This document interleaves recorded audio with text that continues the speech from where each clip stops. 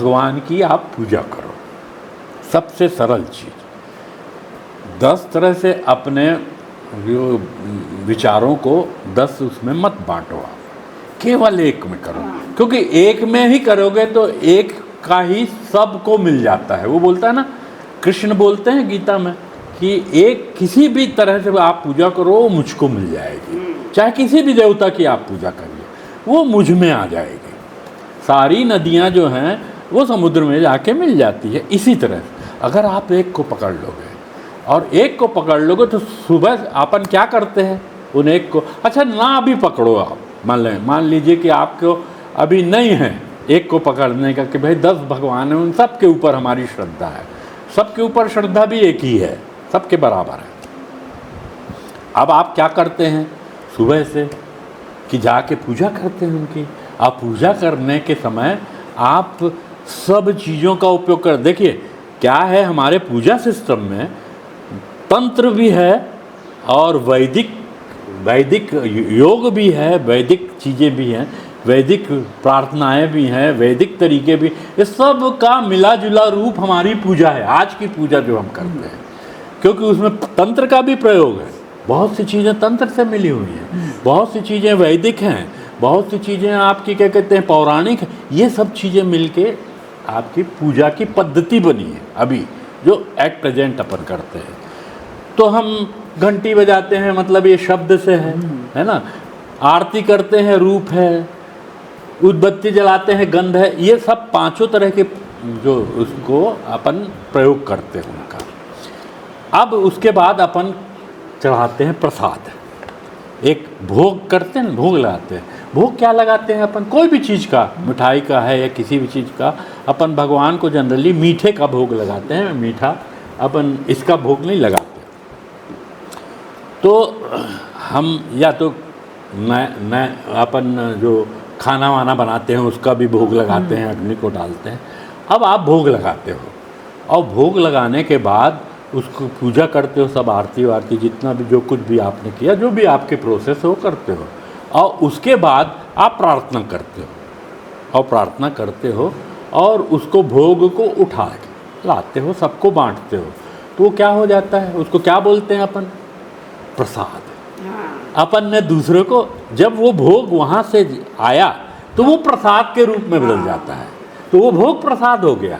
जब तक वो ईश्वर को समर्पित नहीं था, भगवान को समर्पित नहीं था, तब तक वो भोग था।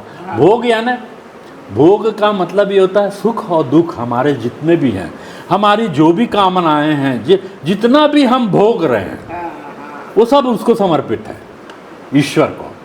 सारी की सारी चीज़ें हम उसको समर्पित कर देते हैं। भोग में यही नहीं, हम सोचते हैं कि हम तो ये मीठा और ये समर्पित कर रहे हैं, वो नहीं है।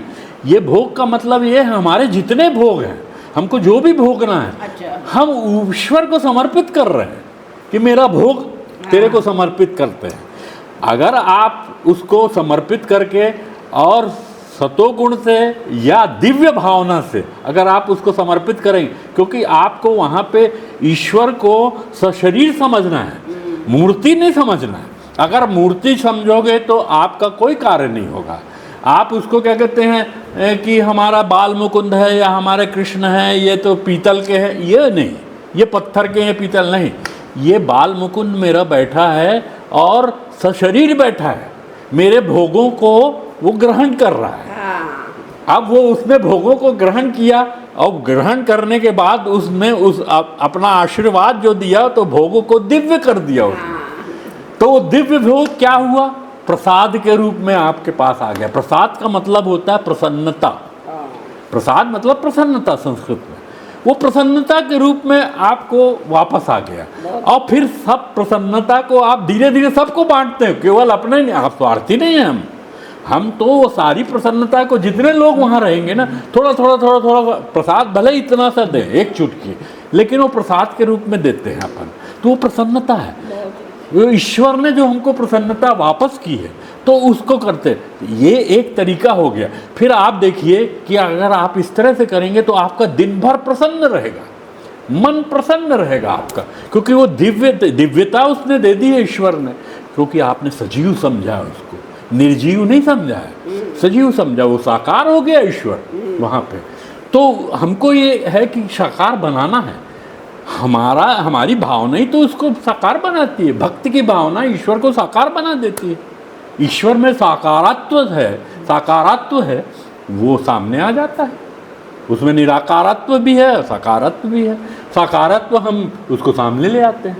ये अब आप खाना बना रहे हैं, मान लीजिए, ये तो पूजा हो गई। अब आप खाना बना रहे हैं, तो जब खाना आप बनाते हैं तो आप क्या करते हैं, अपन रोटी बना रहे हैं तो उसको आटे को मीड़ रहे हैं, और आटे को, अब उस समय आप ये भाव करिए कि आप केवल उसी में आप अपना पूरे चित्त को, अपने मन को उसी में डाल दीजिए कि वो बल रहा। तो फिर जब आप उसको डालते हैं तो उस आपने सर्जरी तो की होगी, सर्जरी से ज़्यादा अच्छा ये भी खाना भी वही है। सर्जरी का बता रहा हूँ आपको कि आपने सर्जरी की है। अब आप सर्जरी जब किए होंगे तो बहुत सी सर्जरी करने के बाद आपको ये लगा होगा, कुछ सर्जरी के बाद मेरे को बड़ा अच्छा लगा, आज ये सर्जरी करने में बहुत मज़ा आया। ऐसा कभी लगा ना, है ना? अक्सर जब हम सर्जरी करते हैं तो जब बहुत अच्छी सर्जरी होती है तो हमको लगता है हाँ आज मज़ा आया यार सर्जरी करने में। क्यों? ये कभी अपन ने सोचा है क्यों मज़ा आया? वो मज़ा इसलिए आया कि हम उस समय पूरे तन्मयता के साथ सर्जरी हम कर रहे थे। हमको कुछ समझ में नहीं आया, मतलब कोई बोल रहा था, कोई बता रहा था, कुछ ये हो रहा था, उससे कोई मतलब नहीं था। हम केवल उस सर्जरी को कर रहे थे। उस समय हम उसी में लीन थे, उसी में हमारी समाधि थी। सम यानी बुद्धि जो थी वो केवल सर्जरी को कर रही थी। हमारे हाथ पैर चल रहे थे और बुद्धि बिल्कुल सम थी, बुद्धि बिल्कुल बराबर थी, इक्विलिब्रियम में थी। हमको कहीं से कुछ नहीं हो रहा था। हम कभी ये नहीं सोच रहे थे कि ये सर्जरी बिगड़ेगी। जब हम ये सोचते हैं ना कि इसका क्या होगा, इसका परिणाम क्या होगा, अरे मैं कर तो रही हूँ लेकिन ये सर्जरी ठीक होगी कि नहीं होगी, अरे ये बच्चा ठीक रहेगा कि नहीं, ये फला। जब ऐसा करोगे आप, जब संदेह रहता था तो फिर आपने देखा होगा कि गड़बड़ होती थी। लेकिन जिस सर्जरी में आपको बिल्कुल संदेह नहीं है, आया फटाफट अपन ने दिया लिया, ये करिया, हाँ मज़ा आ गया। तो जिस सर्जरी में आपको कभी संदेह हुआ तो वो सर्जरी आपकी गड़बड़ हुई। इसीलिए गीता में कहा संदेह आत्मा विनश्यन्ति। और जिसको आपने सोचा नहीं कि क्या होगा क्या नहीं होगा, मेरे को करना है, क्या होगा क्या नहीं होगा ईश्वर जाने, ये जब भाव आपका रहे कि आपने किया, उसमें आपको आनंद भी आएगा और वो सर्जरी जो है आपकी बहुत अच्छी होगी, उसका रिजल्ट भी बहुत अच्छा होगा। जिसके रिजल्ट के बारे में आप कभी नहीं सोचते उसका रिजल्ट बहुत अच्छा होता है। जिस रिजल्ट के बारे में आप अतीत और क्या कहते हैं भविष्य को सोचते हो उसका रिजल्ट भी कर जाता है। क्योंकि या तो हम अतीत में रहते हैं या भविष्य में रहते हैं, इक्विलिब्रियम में नहीं रहते। तो हम वर्तमान में यदि रहें और हम ये ना सोचें कि उसका रिजल्ट क्या है, यही तो कृष्ण बताते हैं ना। कृष्ण यही तो गीता में बताते हैं कि तू मेरे ऊपर छोड़ दे, है ना। सारा का सारा जो कर्म फल है वो कर्म फल कर्मण्येवाधिकारस्ते मा फलेषु कदाचन। कर्म के ऊपर तेरा अधिकार है, फल के ऊपर तेरा अधिकार नहीं, फल तो मैं देता हूँ। तो आप इस तरह से आपने देखा होगा कि आप कभी सर्जरी में आपको बहुत आनंद आया होगा और कभी सर्जरी में आनंद नहीं आया होगा। तो ये जब आनंद आया मतलब आप उस समय सभी समाधि की अवस्था में उसको कर रहे हैं। इसी तरह से अगर आप खाना बनाते हो तो आप अपना मन उसी में लगाओ, फिर इधर मत सोचो, उधर मत सोचो, इसका मत सोचो, उसका मत। हम आटा गूंथ रहे हैं तो केवल आटा ही गूंथ रहे हैं, हम रोटी बना रहे हैं तो केवल रोटी बना रहे हैं, फिर और किसी चीज़ में नहीं हमको ध्यान देना है। जिस क्षण आप ऐसा करोगे उस क्षण आपको इतना आनंद आएगा, वो रोटी बनाना आपको भार नहीं लगेगा। और फिर जो व्यक्ति रोटी आपकी खा रहा है उसको भी इतना आनंद आएगा, इतना आनंद आएगा कि आप बहुत मस्त रोटी बनी हुई है, आज बड़ा स्वादिष्ट बना। भले ही आप कुछ मत डालो उसमें, लेकिन वो आपको स्वादिष्ट लगेगा, खाने वाले को भी और बनाने वाले को भी, दोनों को। तो यही चीज़ है। इसी चीज को यही समाधि है, यही सभी समाधि इसी को कहते हैं। जिस क्षण आपका, जैसे आप सुनते हो, हाँ ये सुनते हो, जब आप बहुत कोई रुचिकर आपका सब्जेक्ट रहता है तो आपको मैडम बुला रही हैं नहीं बुला रही हैं इसका वो नहीं रहता, आप मतलब वो ध्यान ही नहीं रहता। बहुत देर बाद आपका ध्यान आएगा, अरे मैडम बुला रही है, पास में जाके मैडम बोलेंगे, अरे भाई सुन नहीं रहे हो, क्यों? आपका तो मन वहाँ लगा हुआ है, आपका मन जो है ना वहाँ समाधिस्थ है। सच है। ये जो है, ये छोटे छोटे, ये छोटी छोटी चीजें जो है ना, यही हमको मुक्ति को प्रदान करती है। बहुत छोटी चीजें हैं जो मुक्ति को प्रदान करती है। कोई बहुत बड़ी चीज नहीं चाहिए हमको यही छोटी छोटी चीजें के, हम जिस कार्य को कर रहे हैं उस समय उसी कार्य को करें, तो हमारा जो है, हमारी समाधि, और यही समाधि धीरे धीरे धीरे धीरे निर्बीज हो जाती है। यही सभी समाधि धीरे से बढ़ के निर्बीज हो जाती है। यही गुरु जी ने सिखाया, यही गुरु जी ने सिखाया, और कुछ नहीं। छोटी छोटी चीजें, मेरे ख्याल से ये इसमें थोड़ा सा समाधान हुआ होगा शायद, कि हम कैसा करें, अच्छा ऐसा करें, और कुछ नहीं करना है, हमको कुछ नहीं करना है, हमेशा वर्तमान में रहें आप और ये करते जाएं। देखिए, और कुछ नहीं करना, हम आप ये बड़े बड़े क्लिष्ट शब्द और ये और वो फलाना दिखाना कुछ नहीं करना भाई, हमको तो केवल यही करना। हमारे गुरुजी ने हमको यही सिखाया, और इसी से आपकी कुंडलिनी जागरण भी होता है। जब आप इस प्रोसेस को अपनाएंगे तो अपने आप कुंडलिनी जागरण होगी, है ना। फिर आपको कोई और दूसरी प्रोसेस अपनाने की जरूरत नहीं पड़ेगी। कुंडलिनी जागरण जरूरी नहीं है कि कुंडलिनी जागरण के लिए आप पद्मासन लगा के और बैठ के ऐसा करो, हाँ, आप इस तरह से करो, ये भी कुंडलिनी जागरण का तरीका है, जागृति का। आपके ऊपर गुरु की कृपा है, आपके ऊपर ईश्वर की कृपा है। देखिए, ईश्वर की जब तक कृपा नहीं होती तब तक आपको गुरु नहीं मिलता, सीधी सी बात। जब ईश्वर की कृपा होती तो गुरु मिलता है, और गुरु जो है फिर आपके ऊपर कृपा करता है, तो गुरु माध्यम है।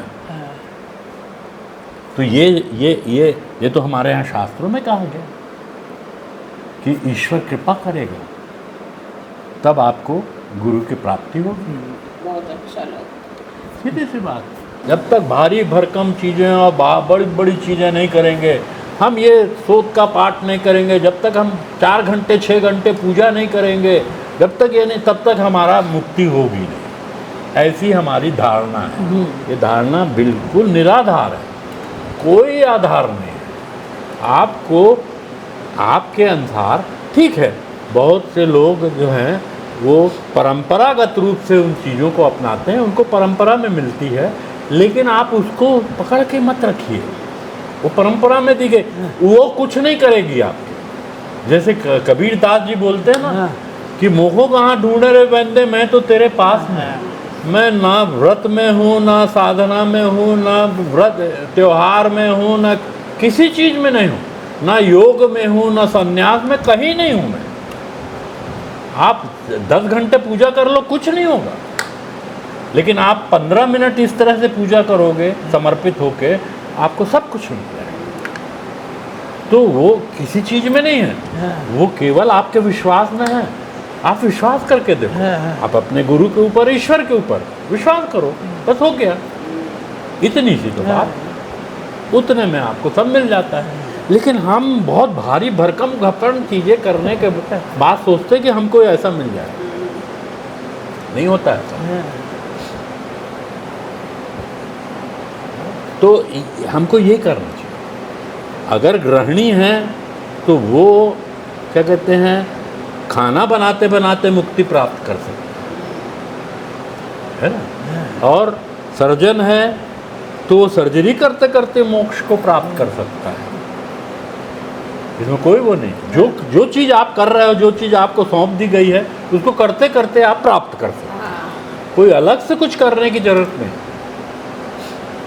हम अगर अपने आनंद के लिए अलग से कर लेते तो बात अलग है, वो हमारे आनंद के लिए, लेकिन वो आपको कोई समाधान देगी, या उसके पास पहुंचाएगी, एक कतई नहीं। ये है। तो हमको ये सोचना चाहिए कि अब हमको कैसा करना है कि हमको छोटी छोटी चीज़ों से, दैनिक चीज़ों से हमको मुक्ति प्राप्त करना। बहुत अच्छा। किसी का उदाहरण योगस्थ गुरु कर्माणि, हाँ योग में स्थित होकर हाँ। के अपने कर्म हाँ। को करें। कृष्ण ने यही बोला है अर्जुन को, हाँ। योगस्थ कुरु कर्माणि, हाँ योग में स्थित होके कर्म को करो। हाँ और योग यही है, हाँ समत्वम योग उच्चते, ऐसा कहा है ना। तो बुद्धि सब जब सम हो जाती है उसी को योग कहा गया है। जब आपकी बुद्धि सम हो जाती है, जब आपकी बुद्धि समाधि में स्थित हो जाती है, इक्विलिब्रियम में आ जाती है, उसी को योग कहा गया है। समत्वम योग उच्चते। तो योगस्थ कुरु कर्माणि, योग नाम की स्थिति जो है उसमें रह के आप कर्मों को करो, यही है योगस्थ स्थिति। जो भी यही है। करो सब योग ही है। हाँ, जो भी करो हाँ, सब योग ही। वही उस स्थिति में आके हमको करना पड़ेगा। तो ये आपकी मानसिक दशा है, ये आपका मानसिक भाव, आपका भाव है। वही भाव जो है आपका तंत्र में है, वही भाव आपका भक्ति में है, वही भाव आपका कुंडलनी में है, और वही भाव, ये सारे के सारे जो पंथ है ना, जितने तरीके हैं साधन जिसको बोलते हैं, सब साधनों में वही भाव है कि आपको सत्संग करना है, श्रवण करना है, मनन करना है, निधिध्यासन करना है, और निरंतरता से करना है। यही भाव है सब में।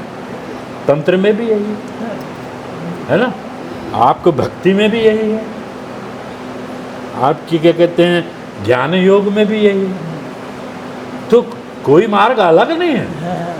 हाँ, अलग जो है वो बना देते हैं जिनको उनका पूरा, इसीलिए बोलने जाता है कि ऐसा सद्गुरु पकड़िए जो सबको जानता हो। अगर एक को जानने वाला होगा तो आपको भ्रमित कर देगा। और जिसने कुंडलनी जागरण कर ली है, जो सहस्त्रार में पहुंच गया है, आरोह दोनों क्रम को वो जान गया है, वो सब जान जाता है। उस एक को जान लेने के बाद, वेदों में कहा गया, हाँ। उस एक को जान लेने के बाद सब कुछ जाना जा सकता है। यही कि जितने तरह के आपके साधन हैं भक्ति के, या जितने तरह के आपके ईश्वर को प्राप्त करने के साधन हैं, सब के सब आपको समझ में आ जाते हैं अगर आपने उसको। और जब तक वो नहीं, वहाँ नहीं पहुँचोगे आप, तब तक आपको समझ में नहीं आए। तब तक हम भ्रम में रहते हैं, तब तक हम माया में रहेंगे। लेकिन उसका एक ही तरीका है कि आप गुरु वचनों पे विश्वास करें, बस गुरु वचनों पे श्रद्धा करें, गुरु वचनों पे विश्वास करें। श्रद्धा का मतलब है गुरु जो बोल रहा है उसको धारण करें, सत्य धा सत्य श्रद्धा। तो जो गुरु बोल रहा है उसको धारण करें, और जो गुरु बोल रहा है उसको विश्वास, उसके ऊपर विश्वास करके उसको धारण करें, बस हो गया। तो मैं जब गुरुजी के पास जाता था ना, खासकर ये शिवरात्रि के समय गुरुजी रुद्र पाठ शुरू कर देते थे। ये गुरु पूरा नहीं, 4-5 लाइन कर देते हैं, मैं समझ गया। ऐसा।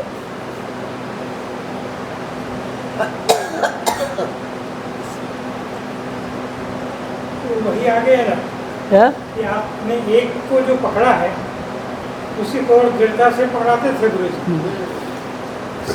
सभी समाधि हुआ है, और बाद में फिर अभेद हो जाएंगे आप। तो चूंकि आपने उस शिव स्त्रोत को धारण किए, उसको और अच्छे से धारण करा बोल करके,